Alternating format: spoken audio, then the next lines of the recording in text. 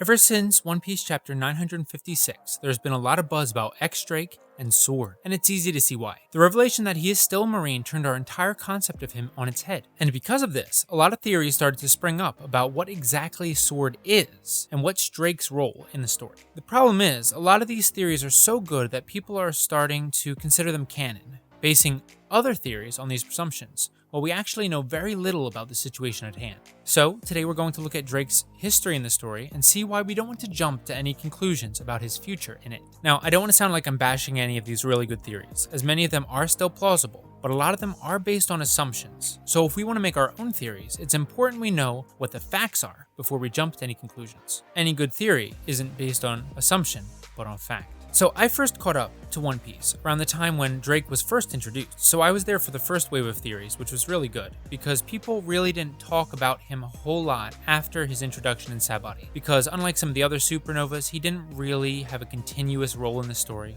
like we see with Kid and Law and people like that. But when he was first introduced, a lot of people believed he was going to be some sort of naval defector who left because he saw some gross and shocking injustice in the world government, something we hoped we'd learn about afterwards. After all, the arc he was introduced in was when we got our first glimpse of just how deep and evil the corruption in the world government is, because of the introduction of the celestial dragons. Now, we thought, what a perfect parallel, seeing how evil the government is and then seeing a defector who left that life behind, believing he could find more justice in the life of a pirate than in the life of a Marine. Now, we all believed this was the case, and we believed it without question, something that Oda no doubt intended. And because we believed this, we were blindsided when we learned that Drake was still a Marine, even though, looking back, it made a lot of sense, and a lot of his past actions actually fit better with this new understanding, such as the reason why he would want to infiltrate Kaido's organization, or him stopping the rampaging pirates at Sabaody. Now, this brings us to our current situation. A lot of people are reaching conclusions about him and about Sword based on what they think the organization might be, just like before, when we reached incorrect conclusions about Drake. So let's take a look at the facts we know about Sword by looking over the manga word for word and see what we can glean. Now, I was going to have these pages pop up on the screen, but I'm worried about copyright strikes, so if you want to follow along, you can pause and look up chapter 956. Otherwise, just trust me on this. We start off with a transmission between Kobe and someone else. We don't learn it's Drake until the next page. At first, he's just describing the events going on outside of Wano, very interesting to us, but not important to today's topic.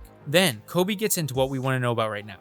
He says, as far as your situation goes, the military won't be acting on it just as we planned. Now, we don't know if the we means Kobe and Drake, Sword, or the Marines as a whole. Probably one of the first two, but we don't know. Why didn't they want the Marines involved in the situation in Wano? We also don't know. But this plan was formed before Big Mom and Kaido formed their alliance, so that plan may not have taken all the facts into consideration. After all, down the page it shows the Marines were hoping the pirates would kill each other, and Kobe was still under the impression that was a possibility. Now, of note, Kobe is also using code here to speak with Drake. It could be Sword code words, or just Drake is undercover, so let's use code words.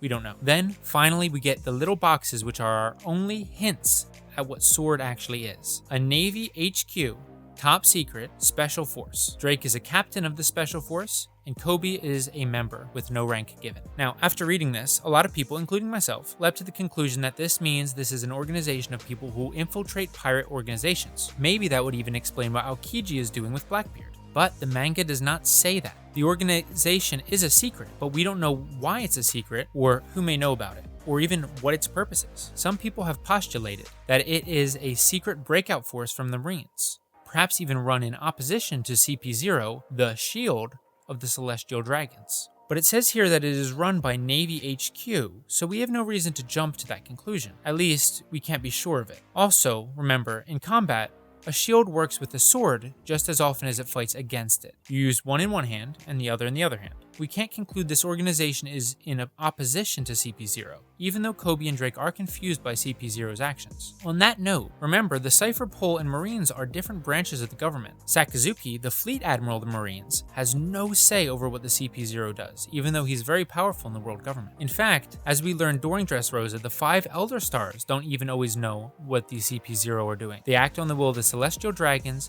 and are completely above any other law or organization. So is it strange for someone in the Navy to be surprised by what CP0 is doing? No, not at all. So why did this send a chill down our Marine heroes' spines? Well, Kobe and Drake are good people, we do know that much. So them seeing this deal being brokered between the government they follow and an evil organization, well, you get the picture. So while there is still the possibility that these two organizations are in opposition, we can't be hasty and jump to any conclusions. Finally, there's the question that's been floating around about when SWORD was founded. We can logically conclude that it was founded before Drake was assigned to live as a pirate, as it's unlikely that he was inducted into another secret project during his undercover mission. 2 years ago, when Kobe was still training under Garp, Drake was already a notorious pirate with a large bounty. It's very unlikely that this was founded by the two of them, and it was likely in place long before. Now, that doesn't rule out the common theory that Garp founded SWORD, but once again, we don't know that for sure either. However, we can surely say that Kobe was not a founding member. So, in conclusion, this is everything we know. SWORD is a top secret special force run from Navy HQ. Drake and Kobe are members. It is at least 2 years old. We know that there is at least one member who is spying on a pirate organization,